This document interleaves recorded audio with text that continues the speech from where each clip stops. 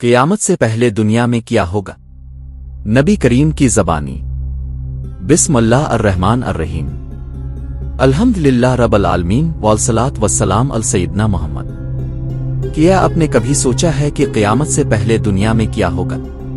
وہ کون سی نشانیاں ہیں جن کے بارے میں رسول اللہ نے 1400 سال پہلے خبر دی تھی اور جن میں سے بہت سی آج ہماری آنکھوں کے سامنے ظاہر ہو رہی ہیں؟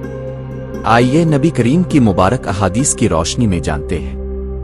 رسول اللہ نے فرمایا، قیامت کی نشانیوں میں سے یہ ہے کہ لونڈی اپنی مالکہ کو جنم دے گی اور تم ننگے پاؤں ننگے بدن تنگ دست بکریوں کے چرواہوں کو بلند و بالا عمارتوں کی تعمیر میں ایک دوسرے پر فخر کرتے ہوئے دیکھو گے۔ صحیح مسلم۔ آج دنیا میں آسمان کو چھوتی عمارتوں کا مقابلہ ہم اپنی آنکھوں سے دیکھ رہے ہیں۔ نبی کریم نے یہ بھی فرمایا، قیامت اس وقت تک قائم نہیں ہوگی جب تک قتل و غارت بہت زیادہ نہ ہو جائے۔ صحابہ نے عرض کیا، قتل و غارت سے کیا مراد ہے؟ آپ نے فرمایا، ایک دوسرے کو قتل کرنا۔ صحیح بخاری صحیح مسلم۔ آج دنیا کے مختلف حصوں میں جنگیں، خونریزی اور بے گناہ انسانوں کا قتل عام اس حدیث کی یاد دلاتا ہے۔ رسول اللہ نے فرمایا، قیامت سے پہلے فتنے رات کے اندھیروں کی طرح آئیں گے۔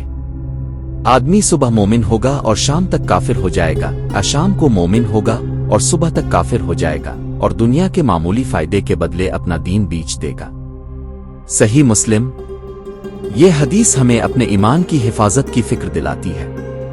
نبی کریم نے فرمایا، قیامت اس وقت تک قائم نہیں ہوگی جب تک علم اٹھا نہ لیا جائے، زلزلے کثرت سے نہ آ جائیں، وقت تیزی سے نہ گزرنے لگے، فتنے ظاہر نہ ہو جائیں اور قتل عام نہ بڑھ جائے۔ صحیح بخاری۔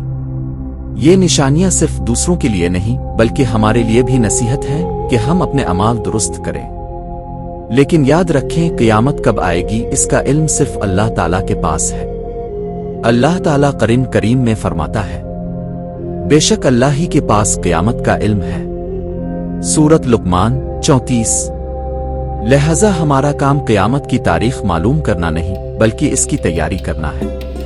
آئیں آج ہی سچی توبہ کریں، نماز کی پابندی کریں، قرآن کریم سے تعلق مضبوط کریں، والدین کے ساتھ حسن سلوک کریں اور رسول اللہ کی سنت پر عمل کرنے کا عزم کریں، تاکہ جب ہم اللہ تعالیٰ کے سامنے حاضر ہوں تو وہ ہم سے راضی ہو۔ اللہ تعالیٰ ہمیں ہر فتنے سے محفوظ رکھے، ایمان پر استقامت عطا فرمائے اور خاتمہ ایمان پر نصیب فرمائے۔ آمین رب العالمین۔